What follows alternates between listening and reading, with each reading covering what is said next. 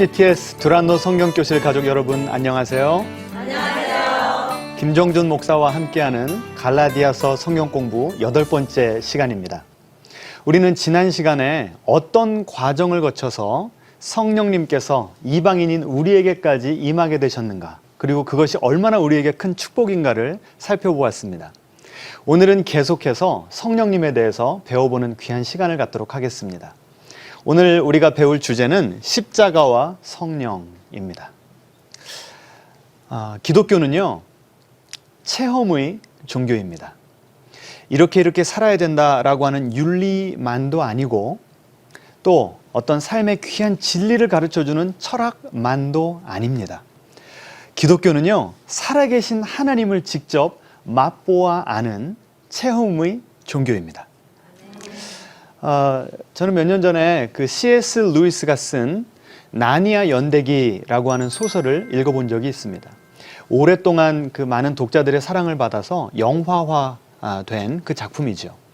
거기 보시면 2차 대전 당시에 영국에 살던 한 가정에 4남매가 있었는데, 그 독일 군들이 이제 폭격을 해오니까 피신하려고 한 노 교수 그 집에, 교회에 있는 그 교수의 집에 가서 얼마간 머물게 됩니다. 근데 그 4남매가 이제 함께 있다 보니까 할 일도 별로 없고 좀 심심하잖아요. 그래서 숨바꼭질 놀이를 하게 됩니다. 근데 막내 동생 루시라고 하는 그 아주 귀여운 여자아이가 하나 있는데, 여기 숨을까 저기 숨을까 그 집을 막 돌아다니다가 어떤 방문을 이렇게 열고 들어갑니다.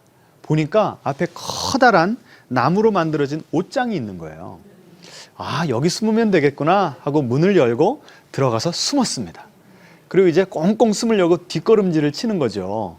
근데 뒷걸음질을 치는데 벽이 안 느껴지고 갑자기 차가운 그 나무가 느껴지면서 이렇게 살짝 넘어집니다. 그래서 딱 보니까 갑자기 새로운 세상이 펼쳐지는 거예요. 겨울 왕국, 나니아라고 하는 신세계가 그 루시라고 하는 여자의 앞에 펼쳐진 것이었습니다.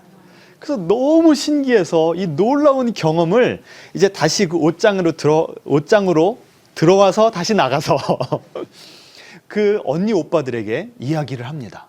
그랬더니 그 언니 오빠들은 그 나니아라고 하는 신세계를 경험한 적이 있어요, 없어요? 없죠. 그러니까 야, 너 꿈꾸는 거 아니냐, 네 머릿속에서 상상한 거 아니냐, 이렇게 얘기를 합니다. 그런데 이제 어떤 계기로 이 4남매가 모두 다 옷장에 들어가는 일이 벌어져요. 그리고 그들도 이제 뒷걸음을 치다가 어디로 들어갈까요? 나니아라고 하는 그 신세계에 들어간 것입니다. 저는 그걸 보면서요, 와, 영적인 세계가 이거구나 라는 생각이 들었습니다. 우리 신앙인들 가운데 하나님이 살아계시다는 것, 예수님께서 내 죄를 짊어지고 돌아가셨다는 그 사실을 머리로만 아는 것이 아니라 정말 가슴으로 그 살아계신 하나님을 맛보아 안 사람들은요, 마치 그 루시가 옷장을 통해서 나니아라고 하는 신세계에 들어간 것 같아요. 그런데 그런 체험을 해보지 않은 분들에게 우리가 그런 영적인 세계에 대해서 얘기를 하면 표정이 이렇죠. 무슨 뜬구름 잡는 이야기를 하는가 이해를 못하는 거예요. 네. 그래서 오늘 계속 이제 성령님에 대해서 배우는데, 저는 그 루시가 신세계를 경험할 수 있었던 것이 어디를 통해서 들어갔기 때문에? 옷장을 통해서 들어갔기 때문에 신세계를 경험할 수 있었던 것처럼, 우리에게 그런 놀라운 영적인 세계가 있다는 것을 알 수 있게 해주시는 분이 계신데 바로 누구실까요? 성령님이라는 것입니다. 우리는 성령님을 통해서 살아계신 하나님, 그리고 그분의 그 사랑이 농축되어 있는 그 십자가를 제대로 만날 수가 있다고 하는 것입니다. 우리가 몇 주 전에 그 구원에 대한 삼위일체의 사역에 대해서 이렇게 정리한 적이 있습니다. 하나님 아버지께서는 만세전에 우리의 구원을 계획하셨고, 성자 하나님, 우리 예수님께서는 십자가에서 구원을 완성하셨고, 그리고 그 완성된 구원을 성령님께서는 지금 여기에 적용해 주신다 라고 하는 것을 배웠습니다. 기억나세요? 네. 예. 그럼 그 적용한다는 게 무슨 뜻이냐면, 그 살아계신 하나님의 역사, 예수님의 사랑을 내가 직접 체험할 수 있도록 도와주신다는 말입니다. 오늘 우리에게 그런 성령님의 놀라운 은혜가 임하기를 축원합니다. 아멘. 갈라디아 교회에도 이런 놀라운 성령님의 역사가 있었습니다. 우리 한번 갈라디아서 3장을 같이 보시겠습니다. 읽어보실까요? 어리석도다 갈라디아 사람들아, 예수 그리스도께서 십자가에 못 박히신 것이 너희 눈앞에 밝히 보이거늘. 사도 바울이요, 복음에 대한, 예수님의 십자가에 대한 설교를 했습니다. 그랬더니 어떤 일이 벌어졌냐면 갈라디아 사람들이, 갈라디아의 교회에 있었던 성도들이 예수님을 체험한 거예요. 그런데 어떻게 체험했냐면 그리스도께서 십자가에 못 박히신 것이 너희 눈앞에 밝히 보였다. 한번 저를 잘 보세요. 제가 저처럼 이제 사도 바울이 그 갈라디아 교인들에게 복음의 메시지를 설교한 겁니다. 그러면 설교했으면 그 성도님들은 복음을 오디오로 들은 거예요? 비디오로 본 거예요?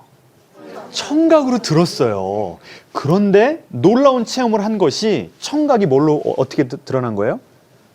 동영상으로, 비디오로 나타난 거예요. 예수님께서 그 골고다 언덕에서 십자가에 못 박히신 그 모습이 HD로 아주 고화질 동영상으로 생생하게 그 갈라디아 교인들에게 경험되어졌다고 하는 것입니다. 단지 비디오로 나타났다고 하는 것이 중요한 것이 아니라 그 십자가의 의미, 예수님께서 우리를 위해서 행하신 일이 얼마나 놀라운 것이었는가를 머리로 깨닫고 가슴으로 만나고, 그리고 그 십자가에 우리의 인생을 헌신하는 데까지 나아갈 수 있었다는 것입니다. 그런데 그게 어떻게 가능했는가? 3장 2절에 보시면 이렇게 나옵니다.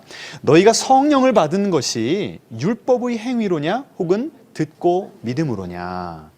지금 사도 바울이 꾸짖고 있습니다. 무슨 얘기냐면 거짓 형제들이 와가지고 이 갈라디아 교인들을 교란시킨 거예요. 너희들이 온전한 하나님의 백성이 되려면 할례도 받아야 되고 모세의 율법을 지켜야 된다라고 얘기했는데, 사도 바울은 그들을 꾸짖으면서 너희들이 이미 성령을 받지 않았느냐, 그 성령 받은 것이 율법을 열심히 지킬 때였는가, 아니면 그 율법을 지키기도 전에 하나님의 전적인 은혜로 성령님이 너에게 임하셨는가 묻고 있는 것입니다. 갈라디아 교인들은 뭐라고 답할 수밖에 없는 거예요? 듣고 믿음으로 성령을 받았다고 말할 수밖에 없는 것이죠. 왜냐하면 그들은 성령을 체험한 사람들이었기 때문에 그렇습니다. 그러니까 이게 무슨 뜻이냐면 사도 바울이 복음의 메시지를 전했어요. 그랬더니 그들에게 누가 임하신 거예요? 성령님이 임하신 것입니다. 이방인들에게 성령님이 임하시는 놀라운 사건이 벌어진 거예요. 그런데 성령님이 그들에게 임하시니까 사도 바울이 오디오로, 청각으로 들려주었던 복음의 메시지가 어떻게 되는 거예요? 시각화돼서 생생하게 보이는 놀라운 체험을 했다는 것입니다. 아까 제가 말씀드렸죠? 예수님께서 십자가에서 완성하신 구원을 성령님께서 뭐 하신다고요? 지금 여기에 적용시켜 주시고 체험하게 만들어 주신다고 그랬죠? 지금 그 일이 갈라디아 성도님들에게 이미 일어났다고 하는 것입니다.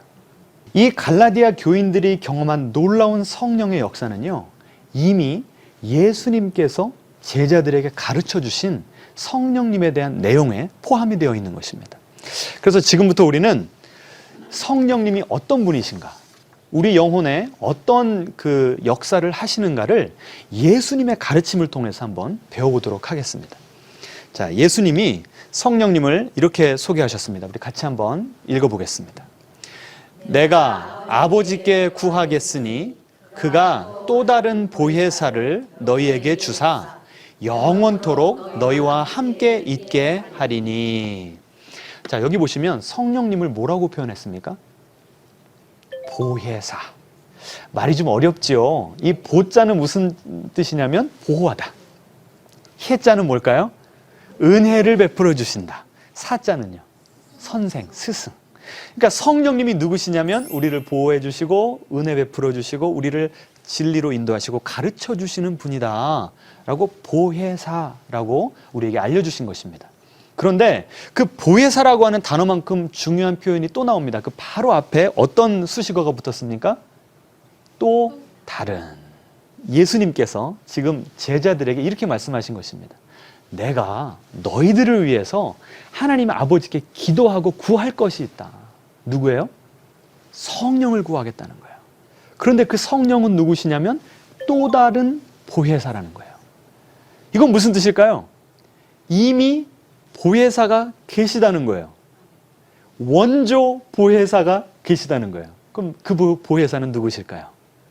예수님이라는 겁니다. 그러면 예수님께서 내가 아버지께 구할 것인데 너희들에게 또 다른 보혜사가 임하기를 기도할 것이다. 구할 것이다. 이 말은 앞으로 오실 성령님이 누구의 사역을 계속 이어서 하실 거라는 뜻입니까? 예수님의 사역을 그대로 이어받아서 하실 거라는 거예요. 여러분, 예수님께서 이 땅에 계실 때 어떤 사역을 하셨습니까? 병든 자들을 고쳐주시고, 배가 고픈 이들을 먹여주시고, 상처받은 자들을 위로하여 주시고, 성령님께서 우리에게 임하시면 마치 지금 당장 내 앞에 예수님께서 계신 것처럼, 그리고 그 예수님께서 나에게 하실 법한 그 사역을 누가 하시겠다고요? 성령님께서 하시겠다는 것입니다. 그래서 예수님께서요, 이런 말씀을 하셨어요. 내가 떠나가는 것이 너희에게는 유익이다. 왜 그래요? 예수님께서 떠나가셔야만 누가 오시니까? 또 다른 보혜사인 성령님께서 오시기 때문에 그렇습니다. 한번 상상을 해보세요. 만약에 예수님께서 지금까지도 육체를 입고 살아계신다고 한번 가정을 해봅시다. 그럼 우리는 예수님 만나기 위해서 어디 가야 됩니까? 비행기 타고 텔아비브 공항까지 가가지고 거기서 또 예수님이 어디 계신지 모르겠습니다. 트위터를 하실지 페이스북을 하실지 수소문해서 그분을 만나러 가야 돼요. 그런데 만나러 간다고 한들 예수님 만나고 싶은 사람이 한둘이겠습니까? 제가 성지순례를 가봤더니 예수님의 무덤 있잖아요. 그 무덤이라고 추정되는 곳에만 해도 얼마나 그 줄이 긴지, 그 무덤 한번 만져보고 기도하려는 사람들이 너무나 많아서 저에게 그 관광차에서 20분인가를 주더라고요. 그 줄 못 서 있었습니다. 예수님의 무덤만 해도 함부로 다가갈 수가 없는데 예수님이 살아계시다면 우리가 주님을 직접 만날 수 있는 기회가 있을까요? 없을까요? 없죠. 그렇다면 예수님께서 떠나가신 것이 우리에게 유익입니까? 지금도 살아계신 것이 우리에게 유익입니까? 떠나가신 것이. 왜요? 떠나가셨기 때문에 또 다른 보혜사인 성령님께서 지금 우리와 함께 하신다는 것입니다. 이 놀라운 축복을 누리고 계십니까? 그래서 우리는요, 사복음서를 읽을 때 이렇게 한번 해보면 좋을 것 같아요. 예수님께서 놀라운 기적들을 베푸셨죠. 수많은 이들을 만나주셨지 않습니까? 그러면 그 본문을 읽고 묵상을 할 때 주님, 그때 그 하신 사역을 지금 성령님을 통해서 저에게 똑같이 행해 주세요. 이렇게 기도하면 참 좋을 것 같습니다. 예수님께서는 가나 혼인잔치에서 물을 포도주로 만드셨어요. 그럼 우리는 이렇게 기도할 수 있어요. 예수님, 그때 물을 포도주로 만드셨죠. 그 예수님의 영이신 성령님께서 지금 나의 인생에 임하셔서 밋밋한 물과 같은 나의 인생을 무엇처럼? 향기나고 맛 좋은 고급 포도주처럼 바꿔주세요. 이것이 우리의 기도가 되면 얼마나 좋을까요? 또 나사로를 살려내신 사건이 있죠. 예수님, 그때 그 죽은 나사로를 살려내시지 않았습니까? 성령님을 통해서 죽은 것과 같은 나의 영혼을 주님 지금 살려주세요. 이런 기도를 우리가 할 수 있는 것입니다. 그 기도를 하면 예수님께서 들어주실까요? 안 들어주실까요? 들어주시죠. 왜 그래요? 우리에게 지금 누가 함께 하시기 때문에? 또 다른 보혜사이신 성령님께서 함께 하시기 때문에 그렇습니다. 자, 우리 예수님께서 성령님을 처음에는 지금 보혜사라고 가르쳐 주셨습니다. 그런데 또 다른 이름을 우리에게 주셨어요. 한번 같이 읽어볼까요? 진리의 성령이 오시면 그가 너희를 모든 진리 가운데로 인도하시리니. 아멘. 지금 성령을 어떻게 부르고 계십니까? 진리의 성령. 진리의 성령. 이 성령을 받으면 뭐가 깨달아진다는 거예요? 기독교의 진리가 깨달아진다는 것입니다. 아직까지도 성경을 읽었는데 도통 무슨 뜻인지 모르겠다. 그냥 수면제와 같다. 목사님의 설교를 듣는데 은혜가 안 된다. 그러면 우리가 어떤 분을 우리 마음 가운데 더 강력하게 의지하고 모셔드리고 인정해야 되는 겁니까? 진리의 성령님을 인정하고 모셔드려야 되는 것입니다. 그렇다면 그때의 진리는 좀 더 구체적으로 누구에 대한 진리인가? 같이 한번 읽어보죠. 진리의 성령이 오실 때에 그가 나를 증언하실 것이요. 자, 여기 보시면 그는 진리의 성령님이십니다. 그분이 오시면 나는 누구일까요? 예수님. 성령님이 오시면 지금 누구에 대해서 증거하실 거라는 거예요? 예수님에 대해서. 참 재밌지 않습니까? 이 다이내믹이. 보세요. 지금 예수님은 누구에 대해서 증거하고 계세요? 또 다른 보혜사인 성령님. 진리의 영이신 성령님에 대해서 증언하고 계시죠. 그런데 정작 성령님이 오시면 누구에 대해서 가르쳐 주신대요? 예수님에 대해서 가르쳐 주신다는 것입니다. 예수님과 성령님 두 분 다 너무나 겸손하셔서 당신을 드러내시는 것이 아니라 다른 삼위일체의 인격을 소개하시는 거예요. 참 신기하지 않습니까? 네.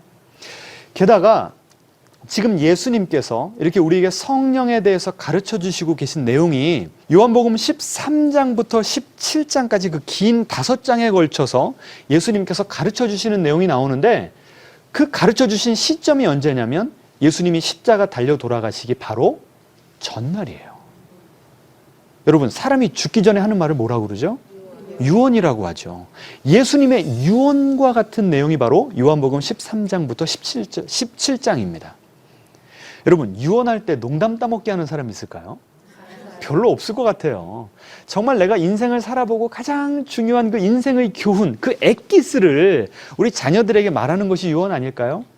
예수님도 예수님이 지금 제자들에게 전해주고 싶은 가장 귀한 진리의 말씀을 다 농축한 것이 요한복음 13장부터 17장의 내용인데 그 중에서도 알짜배기 14장부터 16장 가운데 집중돼서 나오는 가르침이 누구에 대한 가르침이라고요?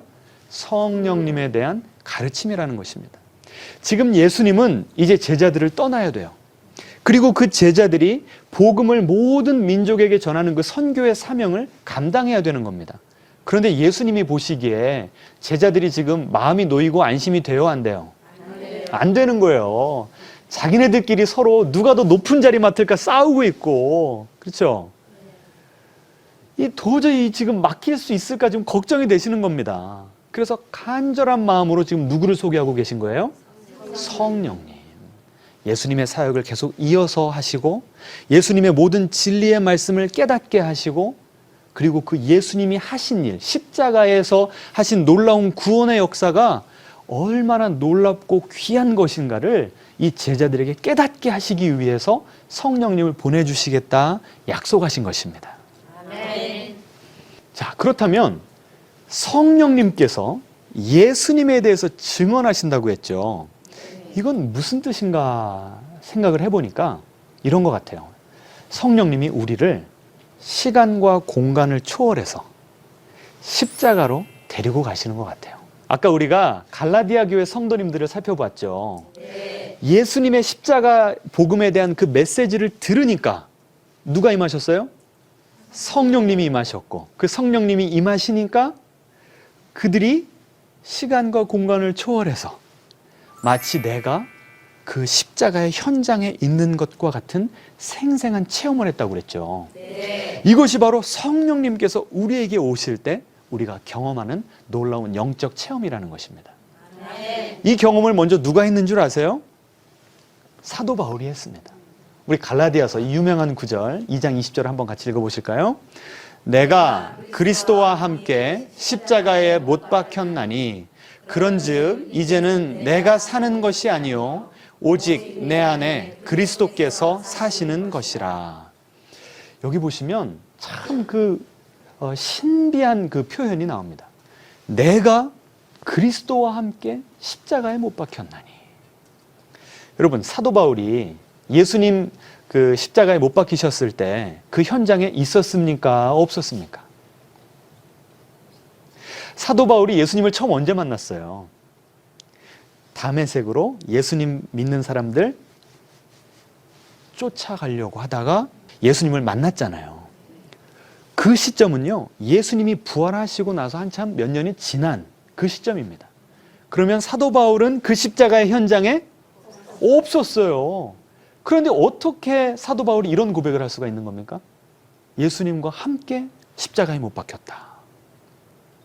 성령님이, 사도 바울의 마음 가운데 역사하시는 성령님이 그를 어디로 데려가신 거예요? 시간과 공간을 초월해서 십자가의 현장으로.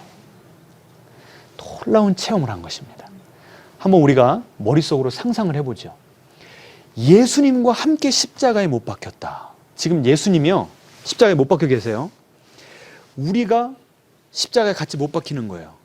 그러면 예수님의 머리가 바로 여기 있고 내 머리가 바로 여기 있습니다. 신랑 되신 우리 예수님. 그리고 그 예수님은 십자가에서 어떤 옷을 입고 계셨습니까? 예? 벌거벗고 계셨죠. 신부된 우리가 그 영적인 체험을 할 때에 예수님과 같이 십자가에 못 박힌대요. 그러면 예수님과 같이 못 박힐 때 우리는 예수님과 거룩한 입맞춤을 하게 되는 거예요. 그분의 몸이 우리의 몸과 바싹 붙어서 한 몸이 되는 경험을 하는 것입니다. 그래서 중세 그 신학자이자 영성가였던 보나벤처라고 하는 사람은 이런 말까지 썼습니다. 예수님과 우리가 십자가에서 결혼했다. 한 몸, 한 뜻을 이루는 결혼을 했다는 겁니다. 놀라운 그 진리 아닙니까? 성령님께서 우리 마음 가운데 임하시면 그 예수님의 십자가 사역이 머리로만 깨달아지는 것이 아니라 그분의 마음, 십자가를 지시기까지 우리를 끝까지 사랑하신 그분의 사랑의 가슴이 그냥 내 가슴으로 알아지게 되는, 그래서 주님을 사랑하게 되는 놀라운 역사가 일어나는 것입니다. 그래서 어떤 신학자들은 약간 장난기 있게 예수님과 우리를 묶어주시는 분이 누구라고요? 성령님. 사랑의 줄로 묶어주시기 때문에 성령님은 중매쟁이다. 이렇게까지 표현을 하는 것입니다. 우리가 주님을 사랑하고 주님을 따르도록 해주시는, 우리에게 감동을 주시는 분이 바로 성령님이라는 거예요. 여러분, 이 성령님을 통해서 예수님과 아름다운 교제를 나누고 계십니까? 아멘. 그럼 지금부터 좀 더 구체적으로 성령님께서 우리를 십자가로 인도하신다는, 그리고 우리와 예수님이 한 몸 이루게 하신다는 것이 무슨 뜻인지를 제가 구체적으로 설명을 드리도록 하겠습니다. 먼저는 우리가 죄를 질 때 성령님께서 우리를 십자가로 인도하십니다. 여러분, 우리가 죄를 지면 우리 마음 가운데 음성이 들려요. 어떻게 너는 그런 죄를 질 수가 있냐. 그 꾸짖음의 음성, 정죄의 음성이 들립니다. 그러면 그때 그 음성이 성령님께서 주시는 음성인지 사단 마귀의 음성인지 좀 헷갈릴 때가 있어요. 그러면 그 다음에 어떤 음성을 들려주는지를 들어보면 압니다. 너 어떻게 그럴 수가 있어? 너 염치가 있어야지. 너 같은 죄인이 어떻게 하나님 앞에 나아가서 기도를 할래? 하나님이 네 기도를 왜 들어주셔야 돼? 하고요, 우리에게 막 그 죄책감을 무겁게, 그 죄책감으로 우리를 무겁게 누릅니다. 그 음성을 들으면.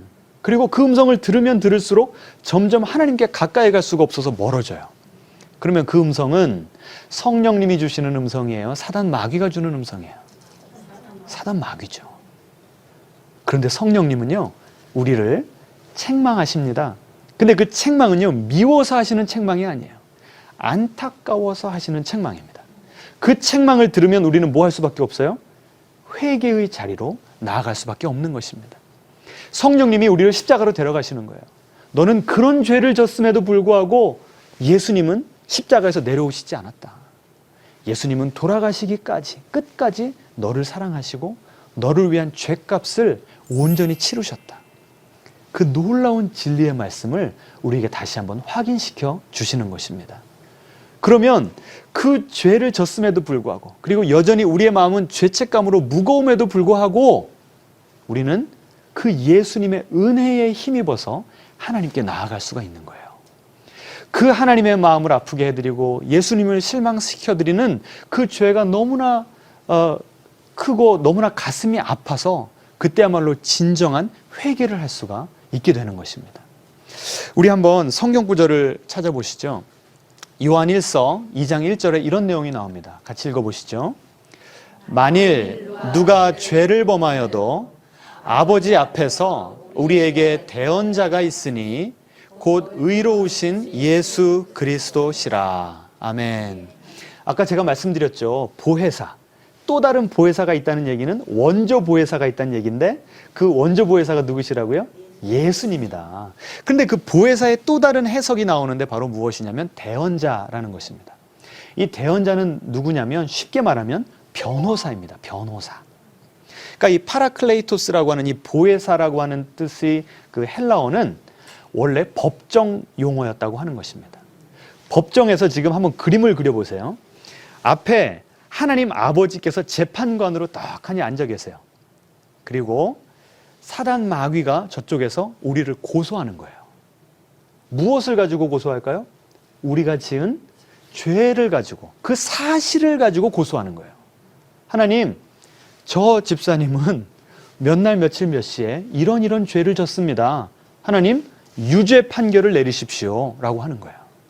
그러면 우리는 그 죄, 사실에 근거해서 우리의 죄를 지적당하니까 할 말이 있어요, 없어요?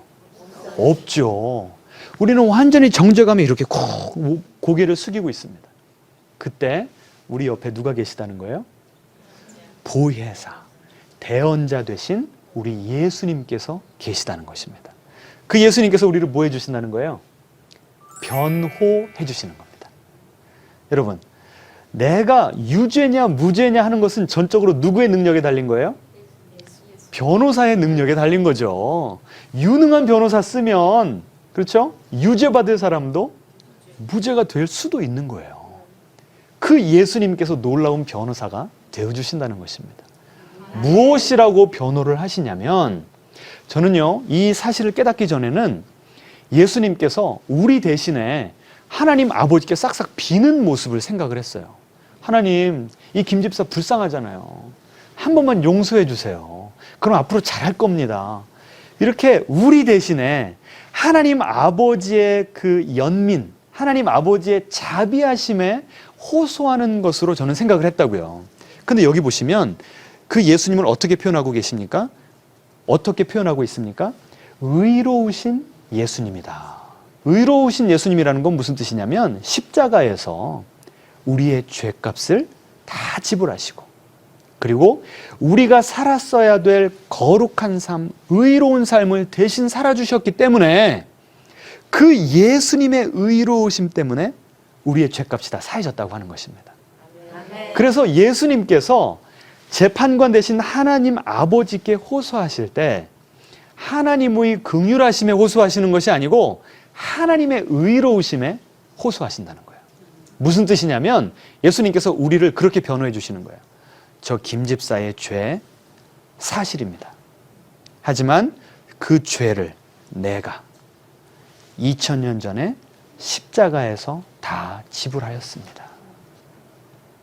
그렇기 때문에 그 죄값을 김집사에게 또 물리는 것은 하나님을 공의로운 재판관이 아니게 만드는 것이므로 하나님은 김집사에게 무슨 판결을 내릴 수밖에 없어요? 무죄 판결을 내릴 수밖에 없습니다. 라고 우리를 변호해 주시는 거예요. 여러분 힘이 나십니까? 성령님은 우리가 가슴을 치면서 회개할 수 있도록 깊은 회개의 자리로 인도하십니다. 하지만 그 자리에만 있으면 우리는 정죄감에 시달릴 수밖에 없어요. 죄책감에서 자유할 수가 없는 거예요. 회개하게 하신 다음에는 우리를 어디로 인도하신다고요? 예수님의 십자가로 인도하시는 것입니다. 그래서 로마서 8장 1절에 보시면 그리스도 안에 있는 우리 모두에게는 결코 뭐가 없어요? 정죄함이 없는 것입니다. 여러분 이제 죄책감으로부터 온전히 자유하게 되시기를 축원합니다. 아멘. 자, 그래서 성령님께서 우리를 십자가로 인도하신다는 의미는 가장 먼저는 죄의 영역에서 우리가 적용을 해볼 수가 있고요. 두 번째로는 우리가 어려운 일에 봉착했을 때, 우리가 감당할 수 없는 고난 가운데 힘들어할 때에도 성령님께서는 우리를 십자가로 인도하십니다. 제가 지난번에도 말씀드린 것 같은데 때때로 우리가 살다 보면 왜 하나님께서 이런 어려움을 허락하시지? 라고 이해할 수 없는 일들이 우리 인생 가운데 벌어집니다. 여러분 그래요 안 그래요? 그래요. 그럴 때 여러분의 마음이 막 기쁘시던가요? 아니죠. 너무 무겁고 힘들죠. 그때 기도가 잘 되시던가요? 아니죠. 기도하기가 너무 힘들어집니다. 성도님들과 막 교제 나누고 싶으시던가요? 아니죠. 좀 속된 말로 하면 잠수 타고 싶죠. 그런데 그 어려운 상황 가운데 있을 때 성령님이요, 우리를 강권하셔가지고 어디로 이끄신다고요? 십자가로 이끄시는 거예요. 로마서 8장 후반절에 보시면 이런 내용이 나옵니다. 하나님께서 우리를 얼마나 사랑하시는가를 예수 그리스도를 통해서 보여주셨고, 그 예수님의 우리를 향한 사랑은 이 세상 어떤 것으로도 끊을 수가 없습니다 라고 사도 바울이 그냥 감격해가지고 고백하는 그런 내용들이 나옵니다. 어떠한 환난도, 어떤 기근과 어려움도, 죽음조차도 예수님과 우리 사이를 갈라놓을 수 없다고 사도 바울이 고백하는 그런 내용이 나와요. 여러분, 사도 바울이 고난을 조금 당한 사람이에요? 많이 당한 사람이에요? 이 고난백화점 사장이에요. 얼마나 복음을 전하면서 고통을 많이 겪었는지. 그럼에도 불구하고 그런 고백을 할 수 있었던 그 근거가 어디에 있어요? 성령님을 통해서 예수님의 십자가 사랑을 경험한 것입니다. 어느 누구도 앗아갈 수 없는, 우리를 향한 일편단심, 변함없으신 신실하신 그 예수님의 사랑을 성령님께서 다시 한번 그 사도 바울의 마음 가운데 확증시켜 주신 것입니다. 여러분에게 그런 은혜가 임하기를 축원합니다. 아멘. 제가 유기성 목사님의 설교집을 읽다가 참 은혜를 받은 적이 있습니다. 그 유기성 목사님 다 아시죠? 이 목사님께서 집회를 인도하고 계셨는데 그 집회 사이에 사모님에게 이제 전화가 왔습니다. 여보, 나 암이래. 암 선고를 받으신 거예요. 참 얼마나 마음이 힘드셨을까요? 두 분 다 힘드셨을 거죠. 그래서 이 유 목사님께서 당장 달려가셔서 그 사모님을 좀 위로해주고 싶으신데 집회를 인도하고 계시니까 가실 수가 없잖아요. 그래서 하나님께 기도를 했답니다. 그랬더니 하나님께서 마음에 이런 감동을 주시더래요. 오늘 네가 가서 말씀을 전할 그 청중 가운데는, 그 성도들 가운데는 내 아내처럼 그런 암병에 걸린 사람도 있고 기가 막힐 고난 가운데 힘들어하는 영혼들이 있을 것이니까 마치 너의 앞에 내 아내가 앉아있다고 생각하고 나의 복음을 전하라고 그런 감동을 주셨다고 합니다. 그래서 힘들어하는 그 아내를 온전히 하나님께 맡겨드리고 그날 설교를 하셨답니다. 그리고 이제 집에 돌아가셨어요. 초인종을 누르고 사모님 나오셨는데 초죽음이 되어 있어야 될 것 같은 그 얼굴 표정이 오히려 밝으시더라는 거예요. 그러면서 이런 간증을 하시더랍니다. 병원에서 이제 집으로 오시려고 전철을 타시고 내리셨는데 갑자기 택시 타고 집에 가셔야 되는데 그 전철역에서 이렇게 물건을 펼쳐놓으시고 장사하시는 그 교회 성도님들이 생각이 나시더래요. 이것이 나의 마지막 신방일 수도 있겠구나라는 생각이 들어서 그분들에게 찾아가셨답니다. 그랬더니 갑작스러운 방문에 이 성도님들이 얼마나 고마워하시고 기뻐하시는지 그 성도님들의 기쁨 때문에 잠시라도 그 어려운 마음이 좀 그 똑같은 기쁨을 누리시게 됐다는 거예요. 그리고 택시를 타셨습니다. 그날 그 감동이 나기를 우리 그 택시 운전기사분에게 복음을 전하고 싶으시더래요. 그래서 예수님의 그 십자가를 전했습니다. 근데 시큰둥 하시더랍니다. 그래서 이런 말씀을 덧붙이셨대요. 저 오늘 병원에서 암 선고를 받았습니다. 하지만 저는 죽음 이후에 어디를 갈지 확실하게 아는 사람입니다. 이렇게 얘기한 다음에 다시 복음을 전했더니 그 기사분이 마음이 활짝 열리시더라는 거예요. 여러분, 그 사모님의 마음을 붙잡아 주신 분이 누구셨을까요? 예수님이죠. 그 예수님의 사랑이 그 사모님의 마음을 붙잡아 주시지 않았다면 그 암 선고를 받은 그날 신방하실 수가 있었을까요? 그 기가 막힌 소식을 들은 날 아무도 모르는 사람에게 복음을 전할 수가 있었을까요?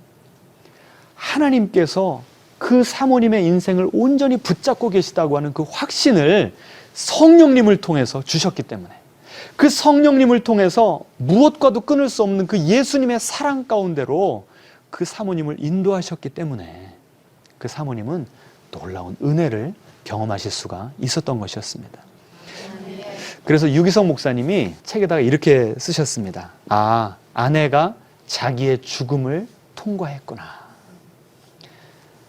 내가 그리스도와 함께 십자가에 못 박혔나니. 그 예수님의 사랑을 통해서 두려워하고 있는 나의 모습, 하나님을 온전히 신뢰하지 못하고 불안해하는 내 모습조차도 이미 십자가에 달려 죽었구나라고 하는 것을 깨닫게 되셨다는 거예요. 그러니까 내가 죽었기 때문에 예수님과 함께 뭐 한 거예요? 부활하여서 그 예수님의 생명과 그 예수님의 소망을 가지고 살아가셨기 때문에 이런 놀라운 간증을 하실 수가 있었다는 것입니다. 그 유 목사님이 이렇게 결론을 내리셨습니다. 아내는 죽었기 때문에 살았습니다. 참 기가 막힌 기독교의 역설적인 진리 아닙니까? 우리 한번 따라해 볼까요?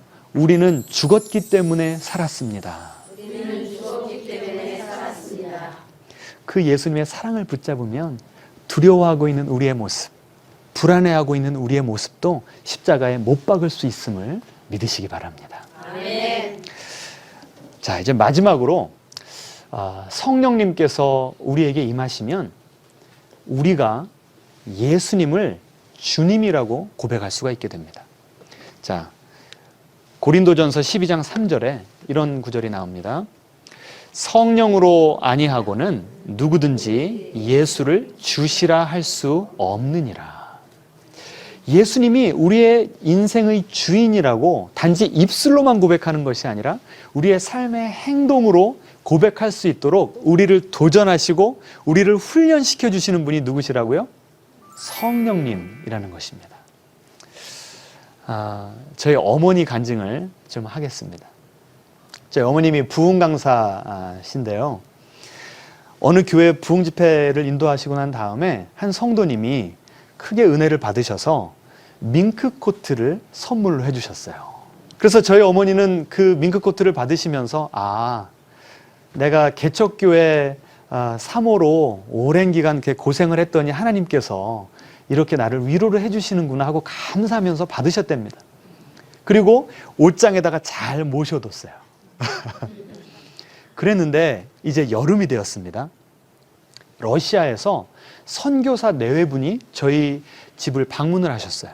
그래서 저희 어머님이 이제 차를 나누시고 대화를 하시면서 필요한 물품은 다 구입하셨습니까? 이렇게 물어보셨습니다. 그러니까 그 아내 되신 선교사님이 이렇게 말씀하셨어요. 러시아는 너무너무 추워서 오리털 잠바 가지고는 안 되더라는 거예요. 그래서 더 따뜻한 잠바를 위해서 기도하고 있습니다. 그때부터 저희 어머니의 마음 가운데는 내적 갈등이 시작이 되었습니다. 이 밍크 코트를 그 여자 선교사님께 주어야 되느냐 말아야 되느냐, 주자니 아깝고 가지고 있자니 성령님을 거스리는 것 같아서 마음이 너무너무 괴로우시더라는 거예요. 그렇게 일주일도 넘게 고민을 하셨습니다. 그리고 나서 주일이 됐어요. 주일 저녁에 저희 아버지가 이제 강단에서 설교를 하셨는데 어떤 구절로 설교를 하셨냐면 창세기 22장 아브라함이 그 외아들 이삭을 바치는 그 설교를 하셨습니다. 그러면서 아브라함에게 아들을 포기하는 그 자기 포기의 훈련을 통해서 아브라함을 믿음의 조상으로 우뚝 세워주셨습니다 라는 말씀을 전하신 거예요. 그 말씀을 듣는데요. 저희 어머님이 막 회개가 되면서 하나님 아버지께서는 나를 구원하시기 위해서 독생자 예수 그리스도마저도 포기하셨는데 왜 나는 그 여자 선교사님을 위해서 밍크코트 하나 포기할 수가 없는가. 펑펑 울면서 회개하셨습니다. 그리고 그 다음날 그 선교사님 네 분에게 전화를 하셔가지고 빨리 오십시오. 그래서 자초지종을 다 설명을 드리고 밍크코트를 드렸어요. 저희 어머님 키가 167이십니다. 그런데 그 여자 그 선교사님의 키도 똑같았어요. 그 코트를 입으니까 어땠을까요? 너무 딱 맞고 멋있었던 거예요. 그래서 그렇게 다 떠나 보내드리고 대문을 닫고 들어오시는데 마음 가운데 이런 감동이 드시더랍니다. 그 밍크코트는 처음부터 나의 것이 아니었구나. 성령님께서 저희 어머니가 가진 모든 소유가 누구의 것이라고요? 예수님 것임을 가르쳐 주시고 훈련시켜 주시기 위해서 밍크코트, 원래부터 저희 어머님 것이 아닌 밍크코트를 잠깐 맡기셨다가 순종하는 훈련을 시키셨던 것입니다. 이렇게 성령님께서 우리 마음 가운데 찾아오시면 죄의 문제에서 우리를 자유케 하십니다. 우리가 고난 가운데 있을 때 예수님의 사랑을 확인시켜 주십니다. 그리고 나에게 주신 모든 물질, 나의 재산, 나의 자녀, 이 모든 것이 주님의 것임을, 그래서 주님께서 쓰시겠다고 하면 언제든지 드릴 수 있어서 우리를 축복의 통로로 사용하시게 하시는 분이 바로 성령님이신 것입니다. 이 좋은 성령님과 동행하시면서 복된 신앙생활 하시는 여러분 되시기를 주님의 이름으로 축원합니다. 저는 다음 시간에 찾아뵙도록 하겠습니다. 감사합니다.